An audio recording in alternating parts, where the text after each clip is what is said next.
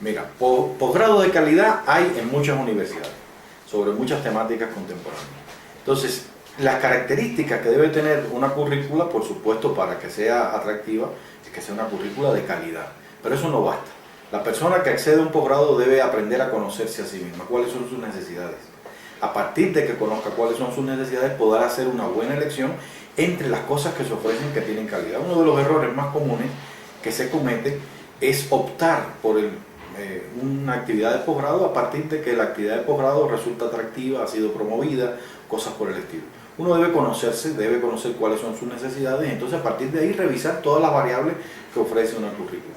¿Qué ofrecen este tipo de enseñanza virtual? En general, la enseñanza virtual es una enseñanza que tiene sus trampas y tiene grandes ventajas, además de tener esas trampas. Como toda actividad humana y como toda actividad de enseñanza, pues tenemos que aprender cuáles son las trampas. No es fácil, como se suele decir, no es fácil. Es un aprendizaje. El aprendizaje, los conocimientos, digamos que no entran por ósmosis a través de la piel. Hay que trabajar. Entonces nadie debería entrar a un posgrado a distancia suponiendo que no va a tener que trabajar. Va a tener que trabajar, va a tener que comunicarse. Es demandante la enseñanza a distancia. Para el profesor es demandante porque hay mayores interacciones. En un aula presencial participan de 20 alumnos, quizás en un seminario participan 10, el profesor tiene que hacer un gran esfuerzo para que el resto participe.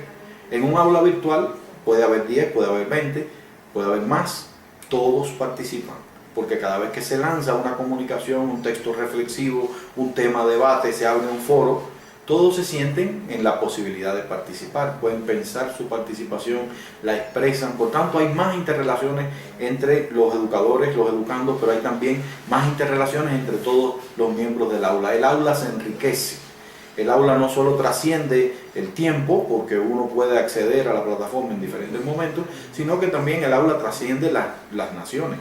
Hay personas de diferentes culturas, de diferentes entornos nacionales, aprendemos entonces también cuestiones que normalmente en un aula presencial no tenemos a partir de ese contacto con otros seres humanos. Esas son cosas importantes. Ahora, en estos doctorados, el doctorado en pensamiento complejo, el doctorado en educación crítica que vincula el pensamiento de Edgar Morin y de Paulo Freire, o el doctorado en bioética global para el siglo XXI que vincula el pensamiento complejo y la bioética global de Van Rensselaer Potter,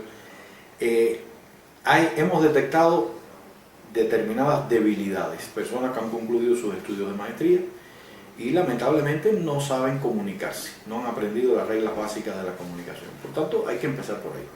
Hay que empezar por un aprendizaje del lenguaje, de cómo es la comunicación escrita. Es un aprendizaje que con buena voluntad y con trabajo se puede lograr en un tiempo relativamente breve porque las personas no vienen de cero, pero hay muchas debilidades para la comunicación. Y eso es una de las cosas que obstaculiza que la producción científica devenga después en artículos, en participaciones en eventos. Esto es algo fundamental que vamos a trabajar con mucho detalle. También hay muchas debilidades desde el punto de vista del manejo de la bibliografía, la referenciación, pero no solo la referenciación, sino cómo se organiza una búsqueda bibliográfica, cómo se aprovechan las potencialidades que hoy ofrece todo el arsenal con que contamos en las bases de datos que tienen muchísimas universidades del mundo y organizaciones independientes. Entonces, necesitamos como puntos de partida esos aprendizajes fundamentales que tienen que ver con las debilidades identificadas. Si logramos ese aprendizaje básico, se contribuye además a la propia enseñanza en línea, porque una parte importante de la enseñanza en línea es mediante la comunicación escrita. Pero también vamos garantizando de antemano el resultado en forma de tesis investigativa. Recordemos que estos son doctorados que tienen su función central o que están verticalizados alrededor de la investigación. Nosotros no vamos a enseñar en ninguno de esos doctorados los detalles de la obra de un autor o de otro autor, de una teoría o de otra teoría. Hay un conocimiento básico de identificación, hay una disponibilidad de bibliografía para la complementación y la profundización, pero no son doctorados dirigidos a que la gente se siente en un aula virtual o ante una computadora para aprender a leer o para leer y escuchar lo que se le dice sobre determinados autores. son doctorados orientados a la investigación. Por tanto, hay un punto crítico que es la selección de un tema de investigación, la identificación de su pertinencia social, de su pertinencia teórica, cuáles son los fundamentos teóricos para desarrollar la investigación, qué necesito de esos autores fundamentales para poder realizar la investigación, y a partir de esa vinculación directa con el proceso de investigación es que se realiza el proceso de complementación del aprendizaje en general, de las teorías fundamentales que estén vinculadas al doctorado específico de que se trata. Estas son cuestiones fundamentales. A ver, corregimos las debilidades, orientamos el doctorado hacia la investigación con una matriz central de investigación para producir para la sociedad. Por tanto, la pertinencia social, la comprobación de que hay pertinencia desde el punto de vista teórico y hay pertinencia desde el punto de vista práctico, es otro elemento fundamental. Ahora bien, son doctorados para integrar conocimientos. Hay muchas formas de integración de conocimiento. El pensamiento complejo es una forma de integrar conocimiento desde una perspectiva que rompe con los presupuestos clásicos modernos. Es una integración a la vez que puede devenir en integración interdisciplinaria, multidisciplinaria, podría llegar a ser integración transdisciplinaria. Eso no es algo que se pueda predecir de antemano, eso dependerá de cuál es el tema, cuáles son las posibilidades de desarrollo de la investigación, cuáles son los objetivos que nos planteemos. Es decir, hay un aprendizaje fundamental aquí también, que es fundamental no solo para hacer investigaciones en ciencias, es fundamental para desarrollar la actividad profesional. Porque en nuestra vida profesional nosotros lo que tenemos es un entorno que nos plantea situaciones heterogéneas.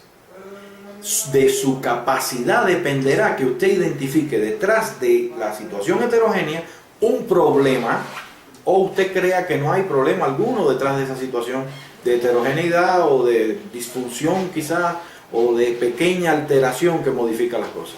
Es esa capacidad a la que queremos despertar, la capacidad de identificar problemas y entonces buscar las herramientas. Primero la información, por eso la importancia de la bibliografía.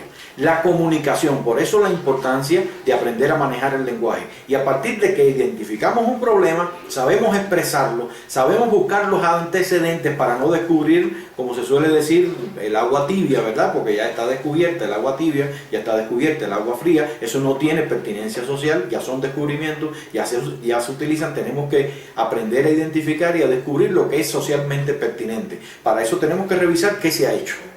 Si hay antecedentes de lo que ya se ha hecho que contribuyen, o que ya esa es una investigación vencida, ya se ha llegado a ese resultado por otros colectivos de investigación. Por tanto, es un doctorado para conectarse con el mundo, para conectarse, o son estos doctorados para conectarnos con las demás personas, con el ambiente académico que existe hoy en la humanidad. Hay una perspectiva distintiva en esa integración de conocimientos y en esa apertura a la diversidad de los conocimientos humanos. Yo creo que esas son las características fundamentales que hay que trabajar muy bien y que hay que perfilar a detalle para que realmente haya un crecimiento profesional en las personas que participan en el proceso doctoral, tanto los docentes como los que se matriculan en el proceso. Son mis criterios.